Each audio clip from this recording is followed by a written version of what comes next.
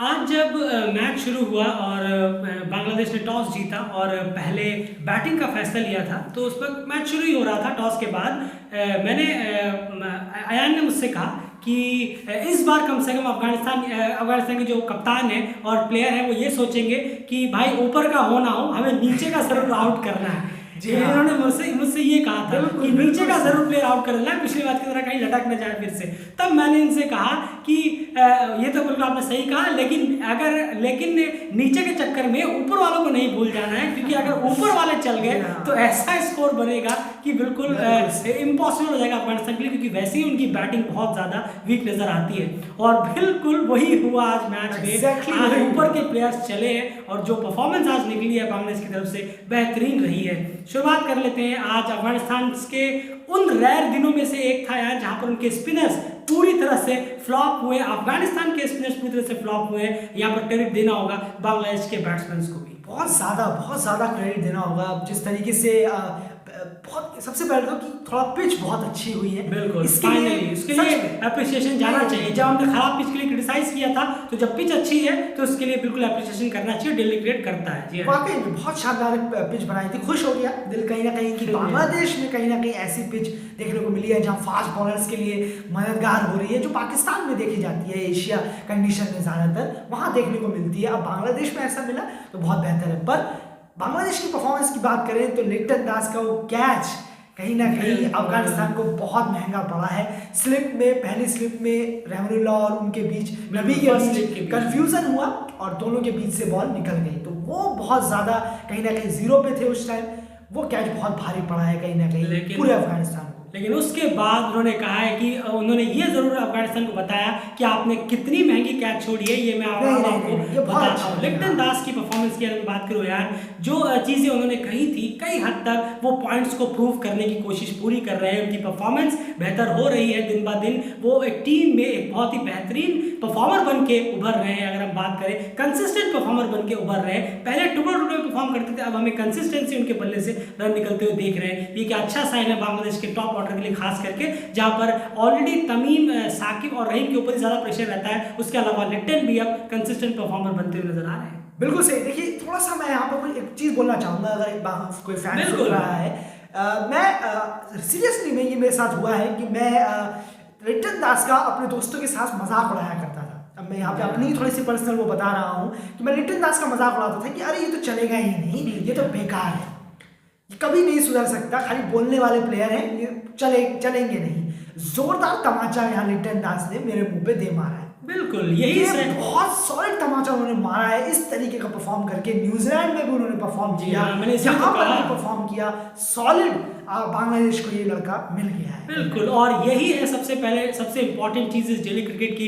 Daily cricket कोई channel नहीं है, कोई बड़ा कोई एनालिस्ट नहीं बैठा है, कोई एनालिस्ट नहीं है, आप ही की तरह नॉर्मल पास है। बस ये है कि हम बिल्कुल ट्रांसपेरेंट रखते हैं हमारे और हमारे व्यूअर्स के बीच, सच्चाई आपके सामने रखते हैं। ये चीज हमें जो लगी थी, जो लिटन दास, हमने सोचा था कि लिटन दास बेहतर नहीं कर पाएंगे, लेकिन उन्होंने करारा तमाचा मारा है हमारे ऊपर भी। जब हम क्रिकेट फैंस हुआ करते थे, हमारा चैनल नहीं था तब, हम तब की बात कर रहे हैं, लेकिन मानना होगा कि लिटन दास ने अपने खेल को जिस तरह से उठाया है, बहुत ही शानदार। न्यूजीलैंड में प्रूव करके दिखाया उन्होंने, और यहाँ पर भी उनकी परफॉर्मेंस बड़े से कंसिस्टेंट परफॉर्मर जो निकलते हैं। जो क्रिकेट हमेशा कहता है कि आप एक इनिंग चल के 10 इनिंग में नहीं चलेंगे, आप कोई बड़े सितारे नहीं है। आप कंसिस्टेंट परफॉर्मेंस, भले आप छोटे-छोटे रन मारे, लेकिन आप कंसिस्टेंट हैं, उसमें वो ज्यादा मैटर करता है। और वही कहीं ना कहीं लिटन दास बांग्लादेश टीम के लिए बनते जा रहे हैं। रहीम अनफॉर्चुनेट सेंचुरी से रह गए, लेकिन उनके बल्ले से भी शानदार 80+ का आज स्कोर निकला है। तमीम ने कुछ कंट्रीब्यूट किया। ओवरऑल 306 रन का बहुत ही बड़ा लक्ष्य जो है आज बांग्लादेश से अफगानिस्तान के सामने रखा। बॉलिंग डिपार्टमेंट में बात करना चाहूंगा यार, पिछले मैच में हमने कहा था कि हाँ चलिए ऐसा कभी कभार हो जाता है, बॉलर्स अच्छे रहे थे। आज क्या दिक्कत हुई इस पिच में कि बिल्कुल ही मदद नहीं मिली, पेसर्स को भी इतना खास नहीं मिला। फारूकी को शुरू में काफी मदद मिली, इसका विकेट्स भी मिले हैं। उसके अलावा तीनों स्पिनर्स आज फ्लॉप, क्या बड़ी वजह रही होगी? बिल्कुल, देखिए यहाँ पर कहना होगा कि या तो बहुत बेहतर खेले रहीम और लिटन, नहीं जाता है, इसका तो फुल क्रेडिट जाता है। बॉल में हरकत थी, शुरू में काफी हरकत हुई, लिटन दास का एज भी गया और कुछ चौके उनके थर्ड मैन की तरफ से भी गए। 2 स्लिप लगाए हुए थे शरीफुल इस्लाम ने, और ये माफ कीजिएगा, ये फैजल फारूकी ने, माफ कीजिएगा मैं माफी चाहूंगा, फारूकी ने 2 स्पिनर स्लिप लगाए हुए थे, उसके बावजूद एज लेके लिटन दास का काफी चौका गया, वहां से भी गया। तो बॉल हिल रही थी, लेकिन काबिल तारीफ है जिस तरीके से उन्होंने पेशेंस के साथ बैटिंग की, गलती होने नहीं दी, जबरदस्त बैटिंग की है बांग्लादेश के बैट्समैन ने। बॉलर्स अफगानिस्तान के सही करा रहे थे, थोड़ा हल्का सा स्पिन मदद मिल जाता जो बांग्लादेश की पुरानी पिचों में दिखता था, वो होता तो जरूर ये लो स्कोर होता। जी हाँ, लेकिन क्रेडिट बिल्कुल बैट्समैन को देना होगा, फुल क्रेडिट लिटन को, तमीम को, जितनी भी तमीम रही है, और रहीम को पूरा क्रेडिट को देना होगा। बहुत अच्छा खेले हैं, जब अच्छा खेले तो खेले हैं, ये नहीं कि सामने की बॉलिंग खराब हो गई, ये ऐसा नहीं है। बैट्समैन बहुत बेहतर खेले, उन्होंने सोच समझ के आगे बढ़ाया, और लास्ट में फिर जब स्ट्राइक रेट को अप करना था तो उन्होंने वो भी किया। खास करके लिटन दास की बात कर रहा हूँ, 100 के बाद 100 के बाद बहुत तेजी से वो खेले और 100 के स्ट्राइक रेट को उन्होंने मेंटेन किया, बहुत ही शानदार रहा है। 307 रन अफगानिस्तान चेस करते हुए खेलना वनडे क्रिकेट में, ये तो सच में बहुत बड़ा एक मिरेकल चेस हो जाता है उनके लिए। कभी कभार अगर किया हो तो किया हो, वरना बहुत ही मुश्किल होता है। आपको ही पता है कि जो अफगानिस्तान को फॉलो कर रहे हैं उन्हें पता है कि अफगानिस्तान की जो बैटिंग है वो उस लेवल की नहीं है जिस लेवल की होनी चाहिए। बॉलिंग उनकी हमेशा यही होता है, यही हमने पिछले वाले मैच में भी कहा था कि बॉलर्स आपको हर बार मैच जिता कर नहीं देंगे, आपको स्कोर करना होगा। लेकिन आपने आज भी दम तोड़ दिया, पिछले मैच में 215, आज भी 215 के आसपास वही हाल रह गया। उस मैच में भी आप 50 ओवर नहीं खेल पाए और यहाँ पर भी आप ऑल आउट होते हुए नजर आए। ये कमजोर कड़ी सीधे उजागर होकर सामने आ गई है। आज भी 307, 306 तो बहुत ज्यादा हो जाते हैं अफगानिस्तान की बैटिंग को देखते हुए। गुरबाज आज ओपनिंग करने नहीं आए थे, क्या उसका कुछ इंपैक्ट आप कहेंगे पड़ा होगा टीम में या फिर नहीं? गुरबाज अगर होते तो भी शायद हमें देखने को इस तरह का ही कुछ स्कोर मिलता। नहीं, देखिए जाहिर सी बात है, गुरबाज ओपनिंग आते हैं तो सब कुछ चेंज होता, डाउन ऑर्डर चेंज होता, असर तो करता है,